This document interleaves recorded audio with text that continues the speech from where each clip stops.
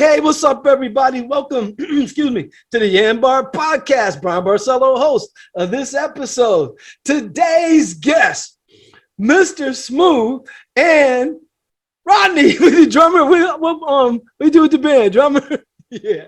Hey, you guys. Drummer on the band. I'm gonna screw this up so you guys do the intros and stuff so we can get this party started. I got you. Okay, cool. So my name is Mr. Smooth. Thank you, audience. I've been on a few times. Most recently with my hip hop band, We Finna Get Litty. Unfortunately, my partner Young T couldn't be on today, but he wishes everybody well. Thank you for all your continued support. But the exciting news that I'm really coming on today for is I'm relaunching my blues rock band. What I used to have was called Bluezz Stew, and I'm bringing it back out this time as a multi-genre acoustic version of band. And I'm actually kind of stoked because it's the first time me and Rodney's actually seen each other live. We've been out waiting to get together on a jam, but unfortunately things just haven't come up. But we're getting together this week. We got a gig coming up Saturday, so we're going to try to funk our way through a couple songs and hope we do all right. Man, let me see something. I'm trying to see. To your left-hand side, Mr. Smooth, you have a gap about, there you go. That's closer to the center. There you go. That's what's up. Hey, check this out. Man, it's so much since the last time we spoke. Like, I mean, when we was on, besides the phone. I was saying on the phone, I try to keep up what's going on, and the guests. You've been going through a lot of stuff, man. Not just music things, man. A whole bunch of life mess. Man. Yeah, life in general. Moving, all kinds of stuff. Anything you kicking about? Let people know what's going on with you. Yeah, man. I mean, new chapter, new things. Reason why I'm bringing back Bluezz Stew is because, as you know, I uprooted myself from the Bay Area and moved out to Vegas, Sin City. So now me and my partner, Young T, are in different cities. We don't get to get together and produce as much music as we were. And, of course, I still got that itch. So I decided to bring back Bluezz Stew and kind of get a local project that I can focus on a little more dedicated while me and Young T still do our thing on the side. Mm-hmm. Yeah, I'm gonna make sure we get Rodney in here. We feel like like the fifth wheel. Yeah, get him on. I want to hear about this man. Rodney. Matter of fact, you see, like you two have some catching up to do. Go ahead, Rodney, take it away, man.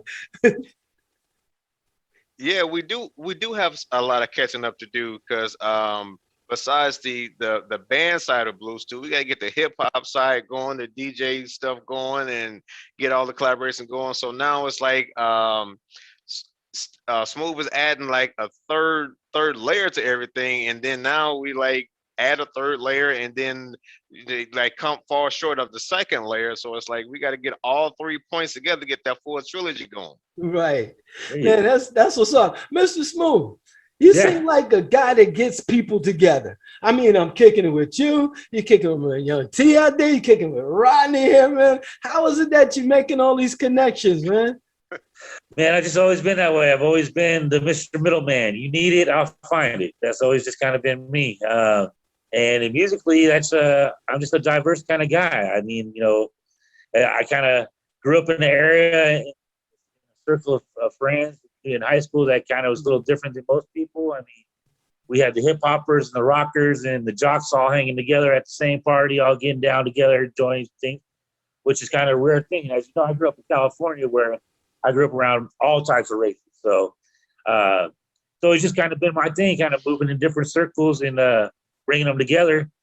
As you know, I've done shows where I've had hip hop and metal on the same show and been very successful. I mean, people just want to hear music in all forms. So I love bringing two different, streams together and watching people actually enjoy it. Something they wouldn't even think they'd even ever listen to. All of a sudden, oh, wow, you see this hardcore rocker just jamming into hip hop. Is kind of cool. So right. And there has been let's say hip hop collabs and stuff in California.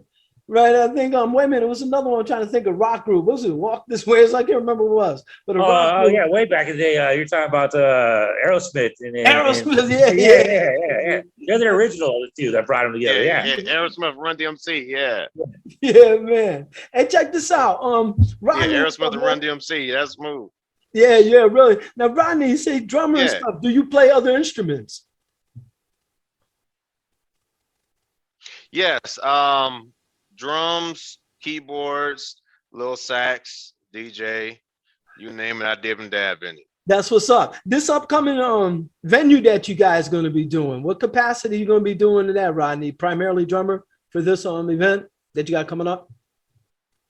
Yep. Yeah, primarily drumming. Yeah, primarily drumming on this event coming up.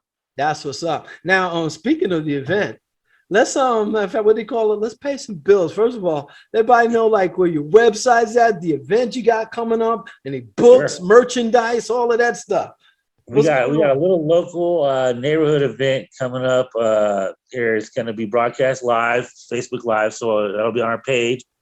You can find us at Bluezz, that's Bluezz Stew, STW on Facebook. Actually, Bluezz Stew Band, BAND. So that's Bluezz Stew Band. We're on Facebook right now. I haven't started any other pages because, like I said, we're just starting to form up right now, but that's where you can find us. We will be broadcasting live our little neighborhood event we got coming up. Kind of cool. That event's kind of cool, being that my neighbor's actually moving away, and for the last couple of years, he's been kind of coordinating the music concert here in the complex for the last couple of years, and kind of passing over the torch to me now that he's leaving, and he'll be doing some new stuff at his own house that he's moving to, and we'll be doing that. So that's kind of something to get our feet wet. We're just going to do a couple of tracks on that one. Mm-hmm. But what our big party is, and a big shout out to Rick Hard. I don't know if y'all are familiar with the Pop Lock King of California, but Rick Hard, look him up. You can find him on a lot of Snoop Dogg videos. He's a guy that'll be pop locking in the back. He does a lot of stuff, and he's throwing a private pool party here, May 15th. And I hit him up for the We Finna Get Litty duo to go ahead and get a couple slots on the show. Mm-hmm. And he actually requested that we bring Bluezz Stew, so I'm kind of stoked about that. And oh, sure, that's great. About four songs on that day, kind of get our feet wet, and that's going to be the big show. That'll probably have maybe 100, 150 people, private party, some big influence people, some booking agents from the California area. He runs a broadcast or a network called Cali to Vegas. He actually does independent film works as well. So if you want to look him up, his name again is Rick Hard. He's going to actually be filming some scenes for his next movie. So might catch Bluezz Stew in a movie coming up here pretty soon too. Whoa, man, that's good stuff. And just Rodney, if you don't mind and stuff, let's know a little bit more about you. You have music out there? You got a website or anything like that? Merchandise, perhaps? Currently, right now, what actually brought me to Vegas was heading up the productional staff for studio instrument rentals here in our Las Vegas division, along with the other 13 locations that we do have around different states, from LA to Sacramento to Miami to Texas to New York is our third biggest facilities, and heading up that program, and then coming all the way from Joliet, Illinois, man, it's like a blessing to be able to come up through the ranks of where I came in from, like beginning band all the way up to college to come into doing what I'm doing now. Incredible and stuff, man. It seemed like a lot of good stuff going on the West Side over there. It seemed like a lot of artists that I speak to, like, matter of fact, when I was speaking to from LA. Yeah. And I was asked him, I said, do you think, matter of fact, it was John, the guys from the group Troop. And I was asking him, I said, if you had to grow up somewhere else, other than LA, he said, wouldn't have happened for me. Said would not have happened for me. He just said something about California. It just seems to produce, talent or something, and gives them a way to get it out there, like you guys doing. Mr. Smooth, I'm curious about your move. We'll keep talking about it, but I know things been going crazy out there in Cali, and it seems to be a big shift. People seem to be, I don't want to say fleeing in droves, but I hear a lot of people moving, like Joe Rogan left from there and some other podcast guys. Did that? What was your reason, if you mind saying? Can you share? Sure. I mean, I just actually came to a situation where I came into some money and had to make a decision, basically what would be best for my family, and either come out to Vegas or somewhere like Vegas and buy a house cash, or put down a down payment for that same cash to no money in the Bay Area for the next 30 years. So when it came down to it, as you know, it's as a struggling artist, you like to try to maximize the dollars you got.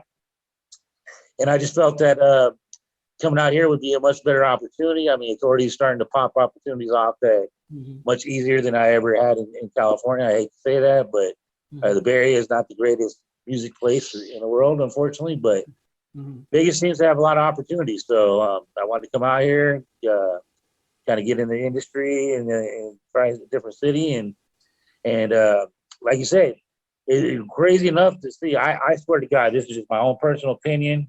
I can't back this by facts or anything, but I swear at least 30% of Vegas is from California. But a number I can verify that was just notified on the news recently is that 70% of Nevadans are from somewhere else, if you can believe that.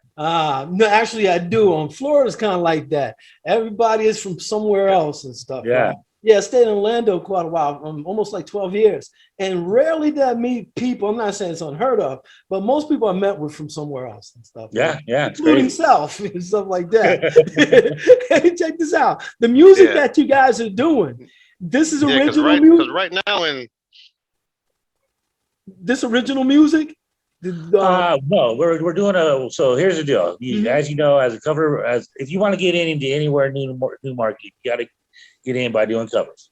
But you know me, I'm not one to do the same old hometown Alabama crap like all the other bands out there. Right.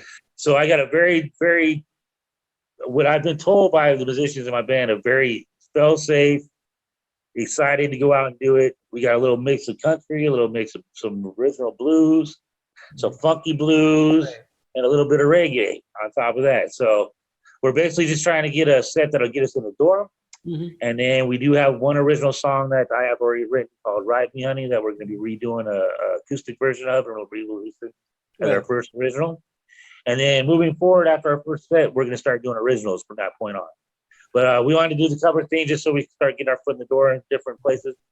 And then, eventually we'd like to do basically would be a half and half, basically a set of covers that we got established and a set of originals and be headliners, around the local area of Vegas. So. Oh, that's what's up inside. And Rodney, besides the drummer, do you have any other capacity with this as far as like finding venues or anything like that?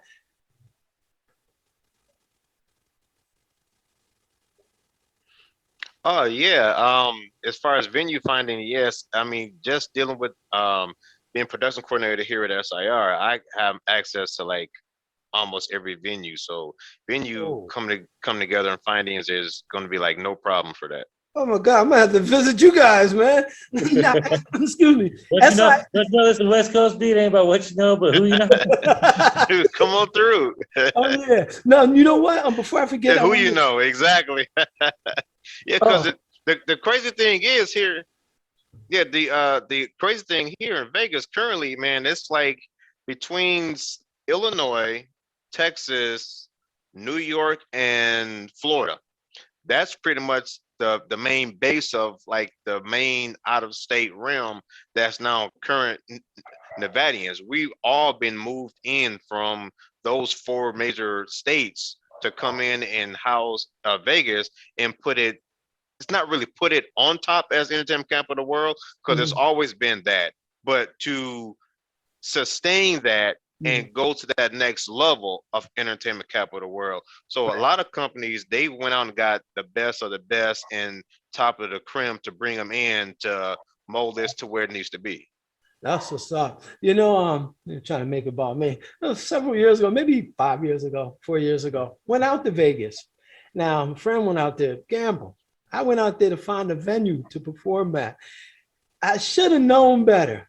Vegas is not like I thought. The open mics, like here, I can get an open mic just about every night. At Vegas, it wasn't like that. I got there, we had to do a draw. I think you had to like put your hand in what's called, and they pulled numbers. My number didn't get picked that week, and I had to leave that night. And I think they had another venue the next day. But the thing is, then they told me, they said, well, if you can come back, we'll, save your number and then you can get on stage. But I was like, wow, I didn't know it was like that, but I should have. It seemed like it's a lot of people, everybody and their mama, so to speak, out there trying to perform and stuff, So with you said I'm sorry, Rodney, you said the outfit with the company with, you said is SIR?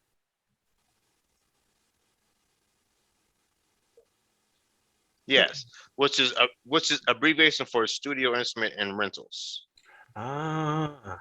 I see what you're saying and stuff. It does another thing I was thinking about, I know we was going to mention it, pandemic. How did the pandemic affect you guys, if you want to speak personally and business wise, as far as music and all of that stuff? How's pandemic been treating you, so to speak? Well, yeah, I mean, I can chime in. I mean, I moved in the middle of a pandemic. Yeah. I'm still looking for work in the middle of a pandemic. So, I mean, financially, yeah, it's taking a toll. I mean, I've been living off my savings for this whole time. Unfortunately, last year, when I had to make a decision to quit my job to take care of my wife, who was, we think at this point now was recovering from COVID, but we didn't know at the time what it was. Basically, I had to make a choice for her to so she could come home from the rehab center. Because of that choice, I wasn't able to get any unemployment. So I've been living this whole time on my savings and no unemployment coming in, and still trying to finance these music projects and move into a new house, new city. Been kind of difficult, but at the same time, there's a lot of new opportunity out there too. So it's just kind of about being patient and like I'm doing with this band, I'm kind of doing the same thing with my job. I'm being very patient, being picky where I want to apply. And same thing with the band thing. I thought because of the pandemic, be a great time to start up a band and hope, the next few months, by the time we're ready, the world will be ready to have us back on stage. And so it's about planning, a lot of new opportunities because of the pandemic, a lot of things, like you said, a lot of venues lost their acts that they had. And so there are open things, for potential for us to host an open mic at a venue or something, because there's just opportunities out there. So exactly. And me, my vibe or my logo is positive vibes only. So I'm always trying to see the silver lining, everything, even though sometimes days are dark, but you gotta see the light at the end of the tunnel. So that's what's up. Yeah, man. How about you, Rodney? What have you been up to and stuff during this pandemic thing? Has it affected your business much? I know some of these businesses, somehow they managed to survive, but I mentioned music rentals, clubs and stuff being closed may have taken a hit. I don't know. Yeah, at first we did take a big major hit, but luckily enough, we ended up doing a lot of like private sessions with people's homes, or we had to do like appointment only for in-studio sessions and stuff like that. So a lot of people on the rental side actually was surprising to us after a while, really picked up because, as musicians, especially touring musicians and A-list and super status musicians, got to stay in sync and got to stay practiced up and everything else. So a lot of that after a while, people tend to let go with a lot of personal merchandise because they're on tour so much. So it's always provided. So certain things they have to go back and get. Plus another surprising thing that we kind of had a gut feeling was going to happen was a lot of old school methods have started coming back. So that really what put us over the top of like survival, with being so loaded with not only current instruments and as well as digital hardware, but as well as analog and some of the older products that people didn't use as much. Now they're going back to using, so that helped out a tremendous amount of. Yeah, when you say analog, like old school, if you say old school and then you mention analog, the only thing I can think of analog is like tubes, like for amplifiers or something. What kind of analog gear that people are using? Well, as far as analog gear, they're using a lot of analog mixers and stuff now versus the digital mixers, because there's hybrid mixing is coming up real popular now. I believe it was real popular overseas in those areas versus more in the US. But even now in the US, hybrid mixing is really taking off more, because one of the things that digital was supposed to do was made everything easier, compact, less of everything. But now it's to the point where it's like every 3 to 6 months you're changing because this program has to be upgraded, this program is outdated, or this company changed this, or they're no longer around, or now you got the other top digital companies coming out. So it's like it's always a change. And now we're carrying around just as much digital gear as we were with analog gear. So it's like, why even bother now? You know what I mean? So a lot of stuff is so expensive digital wise now, we're not even audio technicians no more. We're like computer technicians. Right. Almost like mechanics and stuff, right? Yeah, they're not like mechanics anymore. They're kind of like computer guys now and stuff. I know just what you guys talking about. Exactly. Yeah. And you know what? Yeah, computer guys now. Yeah, exactly. Yeah. Yeah, the business aspect as far as the money and stuff, you know. Do you guys like foresee the dollars like, coming in now? Because it seems like people are hungry to get out, to be entertained. So it seems like there's going to be some kind of bonanza going on and stuff, especially like you mentioned, I think Rodney was mentioning everybody keep practicing, keep your skills up. So like you guys can get right out there and get going. Oh wow, cool. They just gave me a gift from Zoom. I don't know what that was about. I don't know if you guys seen it and stuff. Yeah, no, I some popped on my thing said no time limit, so I just said cool. Yeah, that was cool stuff. Yeah, I seen it. Like no, I appreciate time limit. Yeah, thank you and stuff.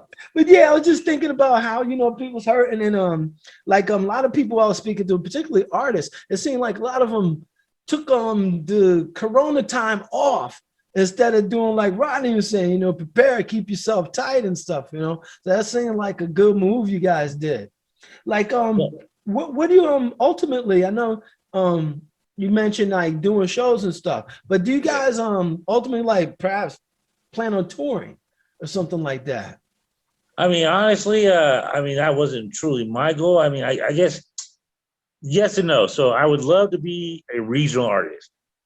But I don't think I would want to get much more above that level because with a certain level of fame comes a certain level of responsibilities or things you have to do, right? So like if you're this big famous star, you might have to be catching planes to Europe to do shows or Australia and I'm not one that wants to get on a plane and be doing, that kind of thing.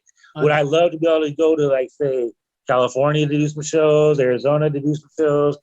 Denver, something I can get in the car, drive a few hours, with the guys, have a great time for a road trip. Yeah, but to be more than a regional star, I don't think I'd want to be more than a regional touring star. Yeah. Well, what do you think about that, Rodney? I mean, I think about too, like for instance, I have fire escapes. And I said, should I become famous or something?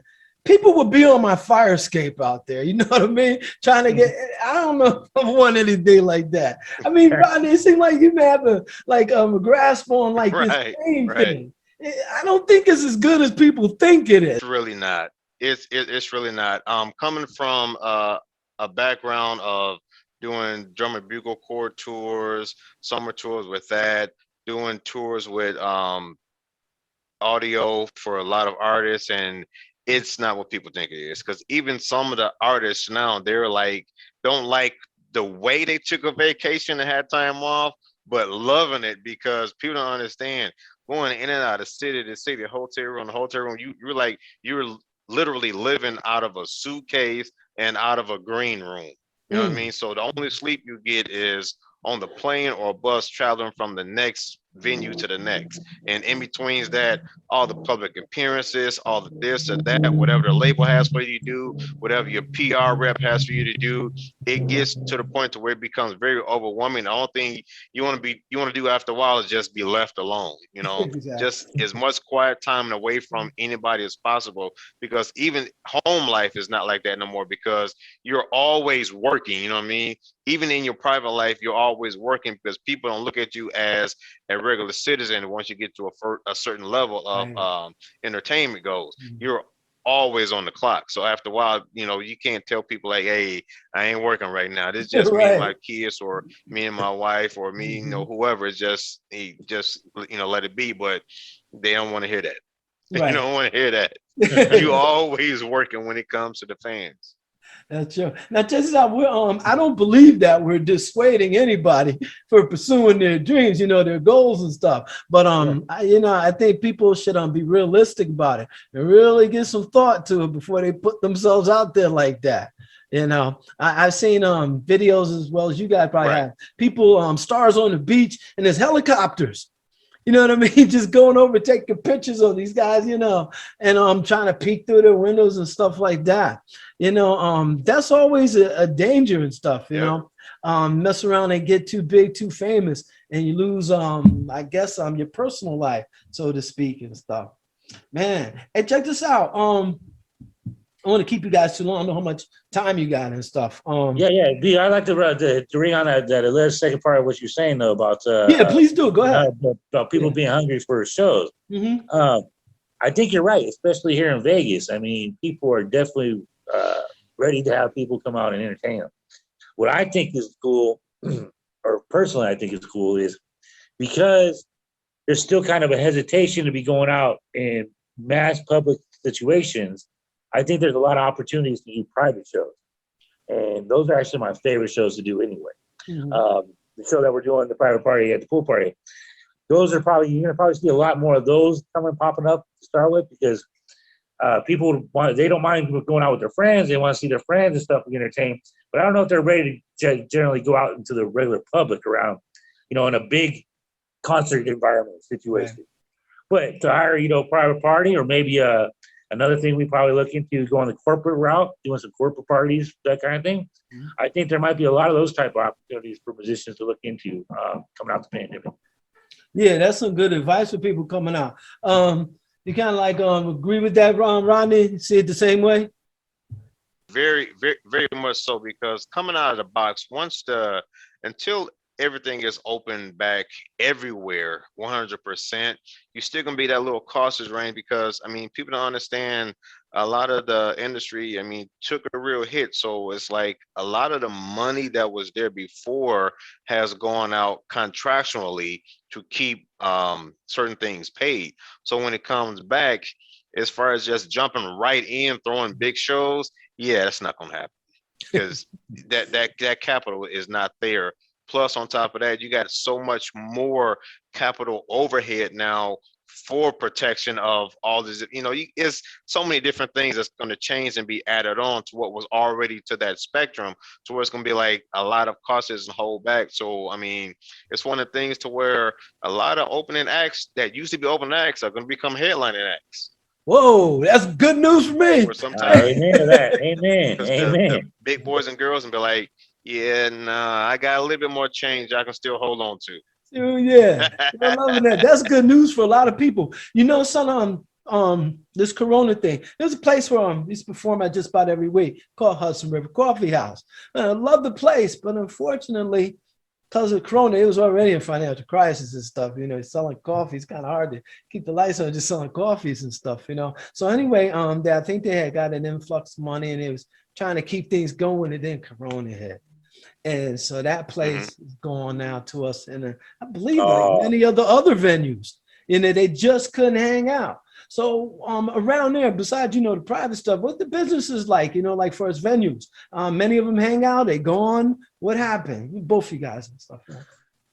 I mean, actually, from what I see in Vegas is shows are coming back.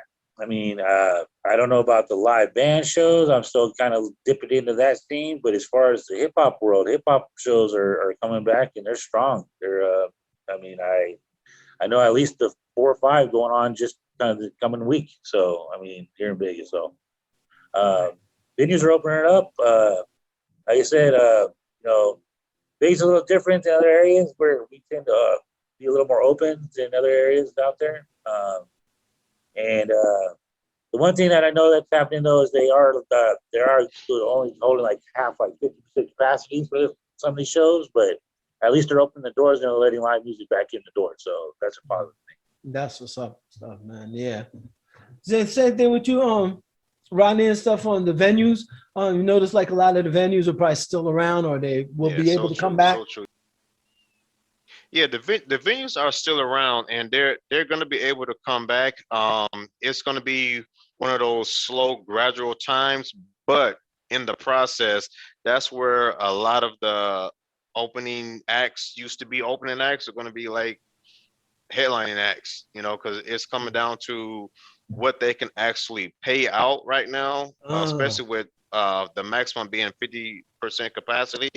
So with that money management going on, it's going to be You know what I mean? So now that's where that some of the opening acts now are going to be headlining acts, because as far as money wise, that venue can afford to pay out, but they still want heavy hitting artists in there. So now you go into those heavy hitting opening acts whom were like a step away from becoming a signed act and or a headlining act are now becoming that venue's headlining acts.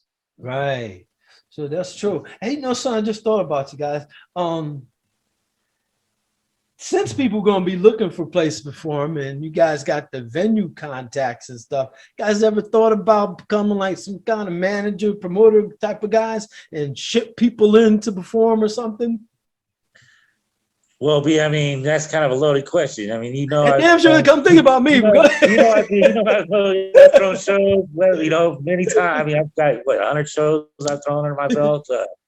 There's a lot of ups and downs about that kind of thing. So yeah, I mean, if the right venue came to go, we found the right venue and we could become the the featured act, and I could bring in just other acts around us, then yeah, I might look into becoming a booker again. But again, it goes with a lot of responsibilities. Right now I'm just trying to focus on Bluezz Stew and get us in venues, locally, and then of course, get just a couple of nice opportunities for me and Young T on the hip hop side. But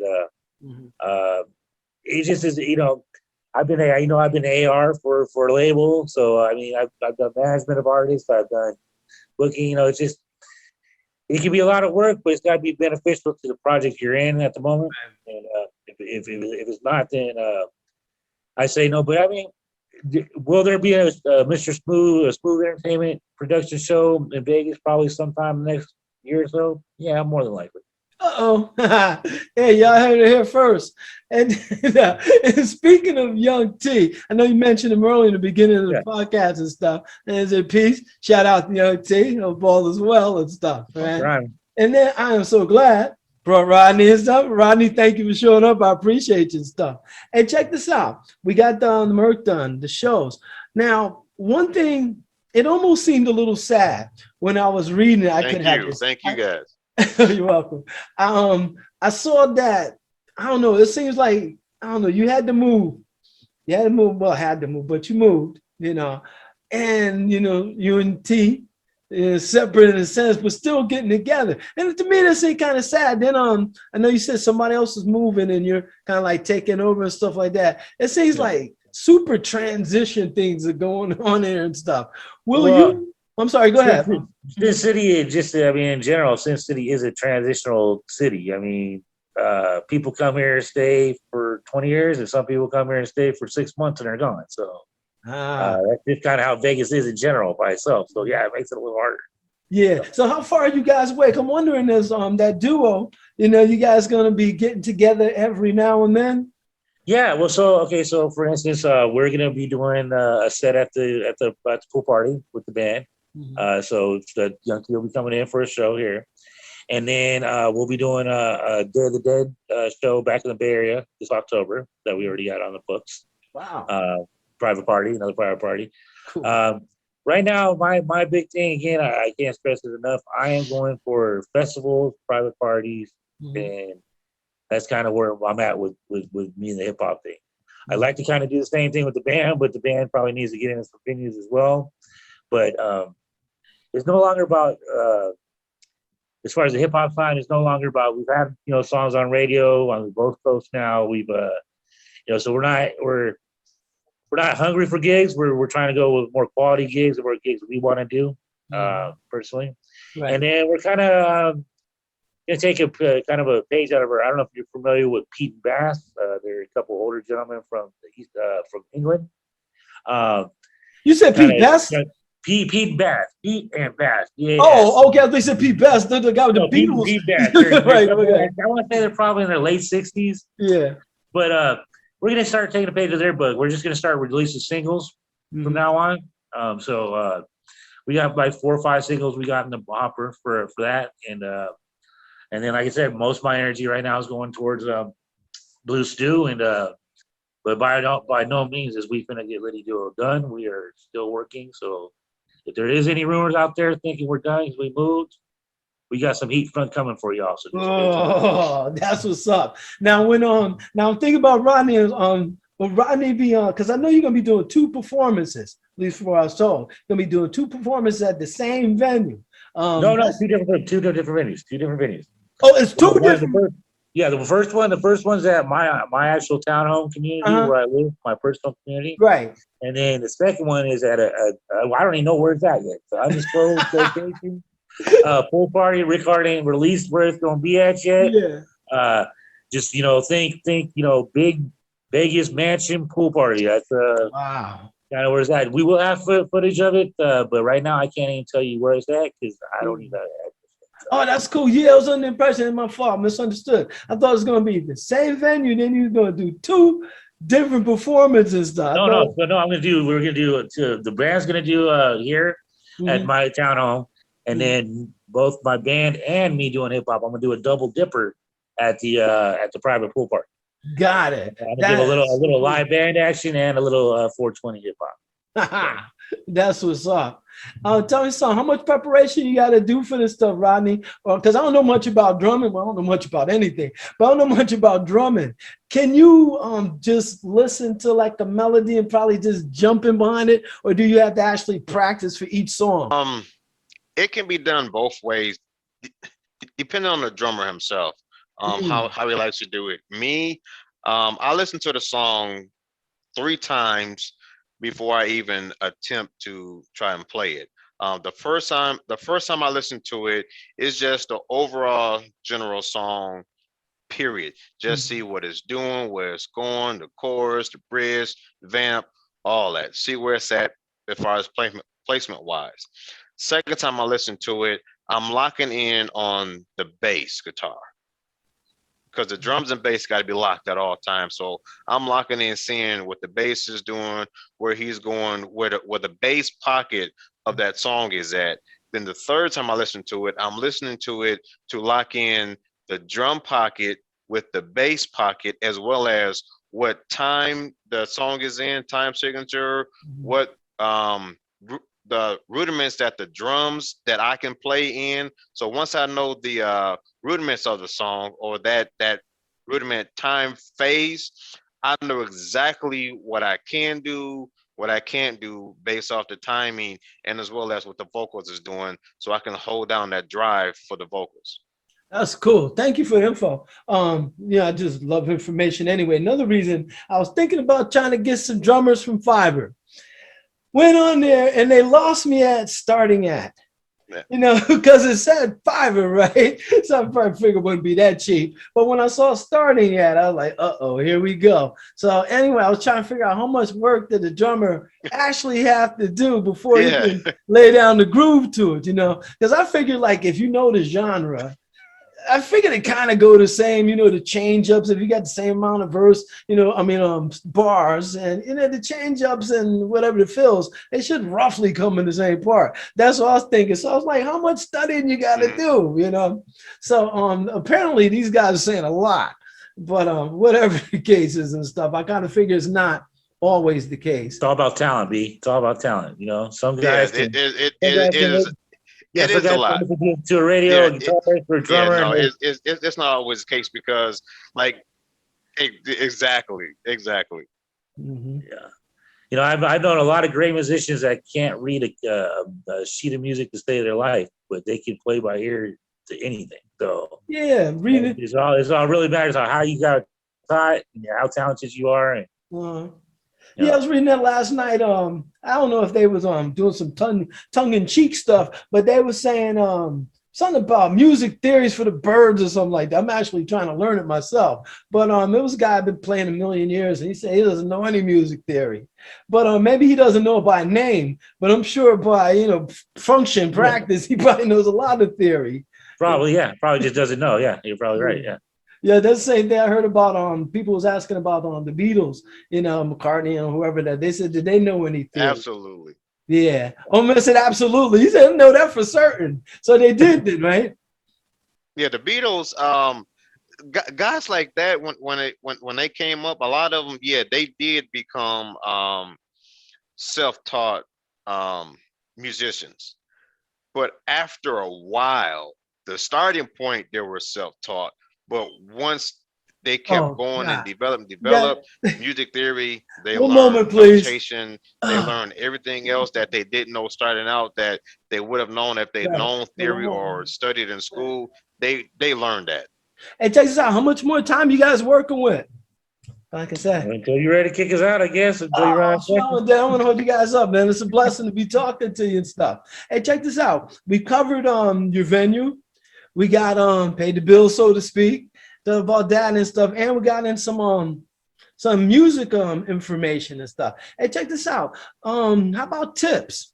You guys been doing this a minute now. You've been an A&R guy and been a performer and been on somewhere like both sides of the fence. But man, run a business, musician and stuff. What kind of tips you got for artists? I'm gonna be taking notes, by the way. I mean, first and foremost, believe in yourself and what you're doing. If you don't believe in what you're doing, no one else will. So, I mean, you got to believe in your own talent first and foremost. And second of all, don't be scared to go after what you want. Venue owner is just like any other person. Pick up a phone, call them up, go to the venue, say, hey, I do music. Here's my tape. You got an opening for me. I'd like to do some shows for you. Mm-hmm. So yeah, you got to market yourself. You got to be confident in yourself. And you just remember, not every artist, that makes it big is a superstar. Some of these guys are just average musicians, but had the guts to, and the will to go after it. So that'd be my main tip: believe in yourself and go after it. Man, I would say first and foremost, do what you feel and feel what you're doing. Because if you don't feel it, no one else is gonna feel it. You got to feel it first. If you ain't feeling it, the audience is not feeling that you playing or singing to. So do what you feel and feel what you do. Number one. That's what's up. Number two, man, hey, sky's the limit. Don't have anybody say what you can do, can't do, where it should be, shouldn't be. Follow this, follow that. You gotta do you. You gotta do you. That's what's up. Now check this out. Thanks. Now, Mr. Smooth, you're saying you haven't seen my man yet. What are you guys thinking now that you finally done met? I mean, I kind of knew like talking to him that be emo stuff, he'd be a pretty good fit, But after talking to him, it looks like it's gonna be a great fit. Just we hope we were supposed to get together. Unfortunately, our guitarist got a little cold he had to deal with, so we're hopefully gonna get together Tuesday and Thursday, and like I said, put together 2 or 3 songs that we can do on Saturday, and hopefully not embarrass ourselves. No, we're about to. Is that enough time? Is that enough time for you guys to get some songs? It is enough time. It is enough time because the reason it's enough time is because I chose a couple basic, more of our basic blues songs, like you're saying, B. So it's a little easier to go ahead and find the pockets on those. It's not as tricky. So yeah, I think we'll be fine, man. We're, and like Rodney said, it's all about your energy, man. So we have a hiccup here and there. I'm sure we'll bring enough energy that'll no one even will notice that. So. Exactly and stuff. I gotta be honest with you guys, man. I wasn't like a big blues fan for the longest until I picked up the guitar. Now I'm feeling the blues. I like it now. Right. Yeah. And I get it now. I never want to do country, man. I would never sing country, but for some reason, my vocals fit very well in singing country. I can't stop denying it anymore. I told you when I got back to hip hop, I was like, I was doing that blues rock crap for 10 years and didn't even really like it. But now I'm getting older. I'm starting to actually like it. So I was like, this time around, I think I'm actually going to enjoy it, knowing that I got experience in it. But it has some other stuff that I never thought I'd even do before, like some country songs. So yeah, that's what's up. Yeah. What about you, Rodney? What's your favorite genre? Do you have a favorite genre? Yeah, my favorite genre is actually jazz. That's my favorite. My ultimate genre, I would have to say, is gospel. Growing up in the church, and that's where like everything hit for me. That's where I got my start from. That's where all my first teachings came from. Shout out to Andre Thompson and Short Youngblood, who really got me going, started for the first time and kept me going. And anytime, between now and then, we always communicate and collaborate. So my ultimate thing is gospel first and foremost. Then jazz is my go-to. And then after that, you put in that fusion, and once you add fusion, you pretty much got everything else covered especially from a drum perspective. Right. I was gonna ask you that. I was curious when you said jazz. I was wondering, was that fusion or that abstract jazz? I'm a big fan of the contemporary, the abstract stuff. I have a hard time. I can't understand it. I can't understand you can't do it.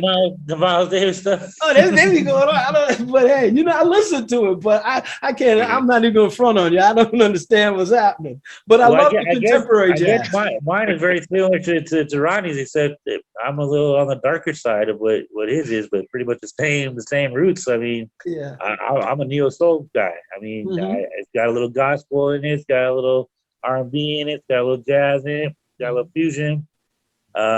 It's got a little sexiness to it, and where me, I like to bring that sexy back. So, no, nothing wrong with gospel. I mean, I love gospel, but I tend to be a little more on the devil's shoulder than the angel's shoulder as far as right. that goes. But yeah, same familiar stuff though. I mean, obviously, a lot of the neo soul singers started in the church.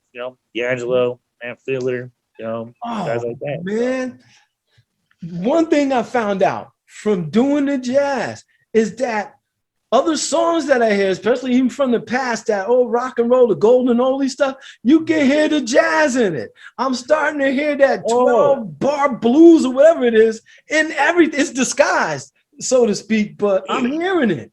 The big band, that was all what it was about. Oh, it was horns. Jazz in it, yes. Yeah, big band stuff was all about horns, and all the great R&B and soul music of the past, Motown, and even today's, like I said, with D'Angelo and stuff like that. Yeah, man, exactly. All got horns in it, man. I love horns. As you know, I tried to start a reggae band not too long ago that didn't pan out, and we had a great sax player, and it just brought back the more level horns. I mean, he throw horns on anything. I mean, blues, rock, it doesn't matter. He throw a horn on anything and makes it sound good. That's just my personal thing. I don't blame it all and stuff. Hey, check this out, man. We getting down into it, to the time. Oh man, how they say having fun and all that stuff. I know, man, but time gotta go. It's like the icing on the cake, man. It is. Hey, check this out. Before we go, as customary, do you guys have some parting words for folks? Something you want to say, something you want to get off your chest, something you think people may need to hear or know? Either one of you guys. Start first. Wait, Ron, you go first. I'll go next. For me, man, I would say this, man. When in doubt, hey, look me up, call me. I'm about as humble as you can. Yeah, I'm about as humble as you can get, man. Anybody that needs any information that wants to get started, or you're out there, you can got started, but you don't know which direction to go next. Look me up, find me. I'm like as humble as you can get. I will never be that guy to where you gotta like draw a number to get to, or will never talk to. I'll talk to anybody about anything. Just hit me up. Yeah, okay. Well, I gotta use our plugs once, real quick. You can find us once again at Facebook at www.facebook Bluezz Bluezz Stew STEW band. Also, don't forget to look up our hip hop version. As again, it's Facebook. This time will be We Finna Get Litty. That's WeFinna GetLitty. You also find We Finna Get Litty everywhere else on social media. That's YouTube, SoundCloud, Reverb, all that good stuff. And as far as advice, just what I always go by, positive vibes only, man. If you live life by positive vibes will come back to you. And of course, as Rodney said, everyone knows me. My door is always open. DM's always open. You need advice, hit us up. Want to thank Bryan. Thank you very much again, Bryan, for having us on today. We appreciate all the support you give us from time to time. Guys. And we're always here to support you whenever you got something coming out. I appreciate you guys. Thank you so much. Well, you guys, there it is. Another episode of the YanBar Podcast. Thank our guests, Mr. Smooth and Rodney. Last name I didn't catch, but Rodney. And thank each and every one of you for joining us for the podcast. And as usual, I have to remind you that the YanBar Podcast is the place where you make it happen. All right, everybody. Out here. Peace. Thanks, B. Have a great day. Thanks, Rodney. Thank you. Thanks, Rodney. All right, peace, guys. Yeah. Thank you again. Bye-bye. Right.